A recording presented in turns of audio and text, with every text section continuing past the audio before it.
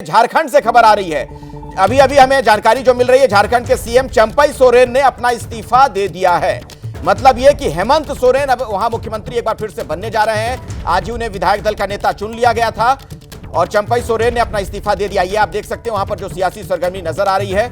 हेमंत सोरेन फिर से झारखंड के मुख्यमंत्री बनने जा रहे हैं। आपको पता है जो उन पर आरोप लगा था जमीन मामले में, इसी मामले में उनकी कुर्सी गई थी, जेल की सलाखों के पीछे उन्हें जाना पड़ा था। अब हेमंत सोरेन जेल से बाहर आ चुके हैं। चंपई सोरेन जो कि मुख्यमंत्री बीच में बनाए गए थे, अब उन्होंने अपना इस्तीफा दे दिया है। यानी हेमंत सोरेन मुख्यमंत्री बनने जा रहे हैं। उनके मुख्यमंत्री बनने का रास्ता साफ हो चुका है। तो झारखंड के सीएम एक बार फिर से होंगे हेमंत सोरेन। चंपई सोरेन ने राज्यपाल से मिलकर अपना इस्तीफा बाकायदा उन्हें सौंप दिया है।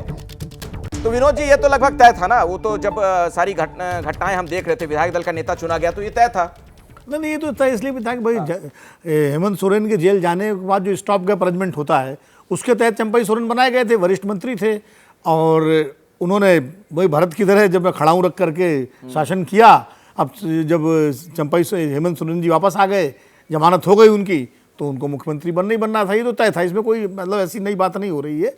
ये जरूर है कि अब हेमंत सोरेन फिर से राजनीति के फोरफ्रंट पे आ गए और एक तरह से चूंकि चुनाव होने हैं इसी वर्ष नवंबर दिसंबर में झारखंड के चुनाव प्रस्तावित है। हो सकता है महाराष्ट्र के ही साथ हो जाएं चुनाव, तो इसलिए लेकिन एक सवाल इसी में विनोद जी, छोटा सा सवाल कि अगर अब इतने जल्दी चुनाव होने जा रहा तो अभी सीएम बदलने का क्या मतलब इसका निकाला जाए? नहीं, 4.5 साल तो सीएम हेमंत सोरेन ही रहे हैं ना। तो अभी इतने कम समय के लिए फिर से वापस की हम ही सीएम बन नहीं, चेहरा चूंकि हेमंत सोरेन ही, झारखंड मुक्ति मोर्चा और कांग्रेस का जो मोर्चा गठबंधन है वहां पर, उसका चेहरा तो हेमंत सोरेन ही है ना। तो जब चुनाव में जाएंगे तो हेमंत, आप याद कीजिए 2013 में जब हार के बाद नीतीश कुमार ने इस्तीफा दे दिया था और जीतन राम मांझी बने थे मुख्यमंत्री, और उसके बाद 10 महीने बाद जीतन राम मांझी को हटा के नीतीश कुमार फिर बन गए थे और वोट फिर नीतीश कुमार ने अपने लिए मांगा था। तो अब हेमंत सोरेन अपने लिए वोट चेहरा वही है, तो चेहरा वही है। लेकिन एक उस हाथरस पे मैं एक बात जरूर, मैं आऊंगा उस पे आता हूं सर। इसी पे जरा तो कुछ और जानकारी ले ले। मेरे सहयोगी शशांक भी मेरे साथ जुड़ गए।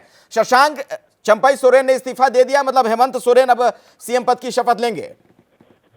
देखिए, चंपई सोरेन जो हैं उन्होंने सीएम पद से इस्तीफा दे दिया है और हेमंत सोरेन ने सरकार बनाने का दावा पेश किया है, समय मांगा है शपथ के लिए, विधायकों का हस्ताक्षर वाला पत्र भी सौंपा है। हेमंत सोरेन के पास करीब 43 विधायकों का समर्थन है। अब शपथ ग्रहण कब होता है ये देखना होगा। वैसे सूत्रों से जानकारी मिल रही है कि 5 तारीख को शपथ ग्रहण समारोह हो सकता है। अब सवाल ये उठ रहा है कि जब इस साल के आखिरी में विधानसभा चुनाव है तो मुख्यमंत्री क्यों बदला गया? देखिए, 2019 में जो विधानसभा चुनाव हुआ था उसमें हेमंत सोरेन ही चेहरा थे और बहुमत मिला था, प्रचंड बहुमत मिला था महागठबंधन। इसलिए एक बार फिर से चेहरा वही होंगे चुनाव में और मजबूती से जो है महागठबंधन चुनाव में उतरने की तैयारी कर रहा है। जी, शुक्रिया शशांक इस जानकारी के लिए आपका। तो विनोद जी, जो आप बात कह रहे थे वही बात हमारे संवाददाता भी कह रहे हैं। क्योंकि चेहरा हेमंत सोरेन ही थे तो उसी चेहरे के साथ वो चुनाव में जाएंगे। यही वजह है कि चुनाव नजदीक होने के बावजूद सीएम, क्योंकि आजकल चुनाव में चेहरे का बहुत महत्व है। इन जो अब जो चुनाव का जब पूरा पिछले 20 साल से जो माहौल बना है उसमें चेहरा भी एक बहुत महत्वपूर्ण भूमिका अदा करता है। इसलिए हेमंत सोरेन अगर चेहरा होंगे तो उनका जो समर्थक वर्ग है, उनका जो जनाधार वर्ग है, वो ज़्यादा मजबूती के साथ चुनाव मैदान में अपनी पार्टी के जुटेगा। चंपई सोरेन में शायद वो आकर्षण नहीं है जो हेमंत सोरेन में। हाँ जी,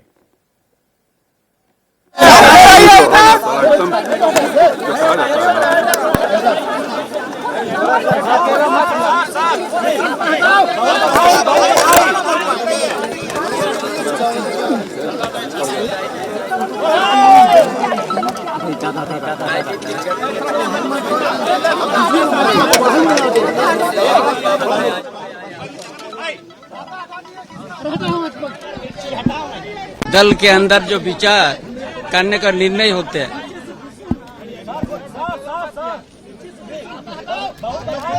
जो हम लोग नेतृत्व परिवर्तन किया था, मुझे दायित्व मिला। राजनीतिक घटनाक्रम आप लोग भी जानते हैं और उसे हेमंत बाबू ने आया और हमारा गठबंधन में फिर से हम लोग निर्णय लिया और हम हेमंत बाबू को और हमारा गठबंधन की ओर से फिर हम लोग नेता चुना और हम अपना जो पद हमने लिया था उसको हमने इस्तीफा दिया। हाँ, जैसे हम लोग का गठबंधन का जो निर्णय है वो निर्णय के अनुसार हम लोग अपना काम किया। सर आपने नई सरकार का दावा पेश किया। देखिए, माननीय मुख्यमंत्री जी ने सारी बातें कह दी है और बाकी चीजें अभी बहुत अफरा तफरी है, हम लोग विस्तृत रूप में बता देंगे और बाकी चीजें जो प्रक्रिया है उस हम लोगों ने पूरी कर ली। ये सारी समय चरणबद्ध तरीके से बता देंगे। यहाँ थोड़ा सा और लोग छूट जाएंगे। तो हेमंत सोरेन और चंपई सोरेन दोनों साथ साथ मीडिया के सामने आए। चंपई सोरेन ने अपना इस्तीफा दे दिया है। हेमंत सोरेन के बिल्कुल खास सिपह सलार की तरह नजर आए। जैसे ही हेमंत सोरेन बाहर आए जेल से, उसके बाद विधायक दल का नेता उन्हें चुन लिया गया था। तभी यह स्थिति लगभग स्पष्ट थी कि अगले सीएम वही बनने जा रहे हैं। तो सरकार बनाने का दावा अब हेमंत सोरेन की तरफ से पेश कर दिया गया है। हालांकि शपथ ग्रहण समारोह कब होगा इस बाबत अभी पुख्ता जानकारी सामने नहीं आई है। चंपई सोरेन ने राज्यपाल से मिलकर अपना इस्तीफा सौंप दिया। अब झारखंड के एक बार फिर से हेमंत सोरेन ही मुख्यमंत्री बनने जा रहे हैं। और जिस तरीके से विनोद जी हमने देखा था जब उन्होंने इस्तीफा दिया था, तब भी एक लड़ाकू वाली उनकी छवि नजर आई थी। लगातार मुखर रहे थे कि कैसे उन्हें फंसाया गया है, लड़ते हुए दिखे थे। यह भी एक बड़ी वजह कि फिर से उन्हें फ्रंट पर रखा जाएगा। हाँ, देखिए, जिस तरह उनकी जमानत हुई है और हाईकोर्ट ने यह भी कहा है जमानत में कि उस तरह से उनके खिलाफ कोई ऐसा प्रथम दृष्टया सबूत नहीं मिलता है, इसलिए जमानत दी जाती है। तो ये फैसला उनके लिए एक बड़ी ताकत के रूप में जो है सामने आएगा। और वो पूरे चुनाव में जब वो रैलियां करेंगे, जाएंगे मुख्यमंत्री के रूप में, तो झारखंड में उसको एक मुद्दा भी बनाएंगे। हाँ, और पता चले इसके मतलब उनको झूठा फंसाया गया था। जब माननीय न्यायालय इस बात को उनको मतलब बेल दे रहा है, हाँ। तो इससे साफ जाहिर हो रहा है। नहीं, बेल मिल जाने का मतलब सर ये थोड़ी ना होता है कि झूठा फंसाया नहीं होता है। मैंने ये तो आप कह सकते हो ना कि मतलब जब आपके पास पर्याप्त सबूत नहीं थे, जब इतने सबूत, लेकिन हमें फैसले का इंतजार करना चाहिए सर। वो हम जंप कर रहे हैं उस पर जो आप कह रहे हैं। फैसले का इंतजार करना चाहिए। जमानत के आधार पर हम नहीं कह देते कि किसी को। हाँ, सुप्रिया जी को जोड़ना चाह रही है इसमें। हाँ, सुप्रिया जी बोलिए।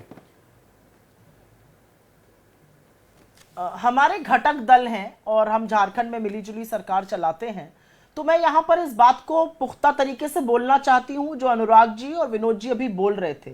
उनको बेल देते वक्त झारखंड के उच्च न्यायालय ने यह कहा, there exist reasons to believe that he was not guilty of the offence and which is why he got bail. ED के चेहरे पर जो करारा तमाचा पड़ा उसकी गूंज दिल्ली तक सुनाई दे रही है। यह असलियत है कि लोकतंत्र में आप चुने हुए मुख्यमंत्रियों को जेल में डाल दीजिए, मुख्य पार्टियों के खाता बंद कर दीजिए, ईडी सीबीआई इनकम टैक्स को अपना फ्रंटल बना दीजिए, तो उसका वो नतीजा होता है जो अब झारखंड का चुनाव बड़े तरीके से जीतकर हम दिखाएंगे। लेकिन जो उच्च न्यायालय ने, the high court of Jharkhand ने जो टिप्पणी की है वो बहुत गंभीर टिप्पणी है। वो बोला गया और यही टिप्पणी यहां पर भी तमाम बार की गई है। ईडी, सीबीआई और इनकम टैक्स जैसी एजेंसीज को जब तक आप स्वतंत्र निष्पक्ष एजेंसी बने रहने देंगे, अच्छा है, उस पर विश्वसनीयता रहेगी। ठीक है। अगर उसको अपनी प्रतिशोध की राजनीति के लिए इस्तेमाल करिएगा, हाँ, तो वही होगा। ठीक है, ठीक है। अनुराग जी जल्दी से भी इसी पर मैं मनीष जी से भी कमेंट लेना चाहता हूं। बिल्कुल सही करिए, सुप्रिया जी ने बिल्कुल सही बोला है कि ये करारा तमाचा तो है ही, लेकिन सरकार देखो कितनी डरी हुई है। आजकल उन्होंने नए जो उन्होंने पार्लियामेंट भवन बनाया उसमें एक्स एमपी को अलाउ नहीं किया जाने के लिए। बताइए, अरे कल भैया जो लोकसभा स्पीकर हैं या जो और मंत्री ये भी एक्स होंगे, आप उनको अंदर जाने से क्यों रोक रहे भैया? उनकी तो एक व्यवस्था, एक कैंटीन या कुछ होना चाहिए। पहले हमारी पुरानी लोकसभा में था। आप लोकसभा के सदस्यों को जो एक्स एमपी है उनका कम से कम मेरा ब्रेक लेना पड़ेगा। लेकिन मनीष जी अगर इसी पर कुछ अगर अपनी प्रतिक्रिया जाहिर करना चाहें। अनुराग जी कह रहे हैं, सुप्रिया जी कह रही है कि ईडी के मुंह पर करारा तमाचा है ये। देखिए अखिलेश जी, जमानत का मतलब अपराध से मुक्ति नहीं होती है और सुप्रिया जी से ज्यादा और क्या कह सकती है। राहुल गांधी, सोनिया गांधी खुद जमानती हैं, 50,000 की बेल पर है, तो इनको तो उनके पक्ष में ही बोलना है। 52 असेंबली सेगमेंट में भारतीय जनता पार्टी अभी लोकसभा के चुनाव में आगे थी, यहाँ पर आकर बोलना यही इनकी पूरी आसानी से सरकार बनाएगी। ये इनका पूरा फलसफा है, ये इनकी पूरी बुद्धि है। चलिए ठीक है, मैं ब्रेक ले लेता हूँ। एक ब्रेक ले, सबसे ज्यादा बुद्धि तो आप रखी है। ठीक है मनीष जी, बुद्धि और कुर्बुद्धि की मालकिन तो आप हैं। आप बताइए ना, जमानती है कि नहीं? समय इतना ही है, समय इतना ही है। जैसे ही घड़ी का काटा दोपहर 2:30 पे आए, बबीता जी का दिल सास बहू साजिश के लिए मचल जाए। और ये है इनकी बहू, पूरे दिन ऑफिस की टेंशन हो जाए गॉन जब ये करें अपना फेवरेट शो फ्री टाइम पे ऑन। इनकी तरह आप भी देखिए अपना फेवरेट शो अपने टाइम पर और डाउनलोड कीजिए एबीपी लाइव ऐप अपने स्मार्ट टीवी पर।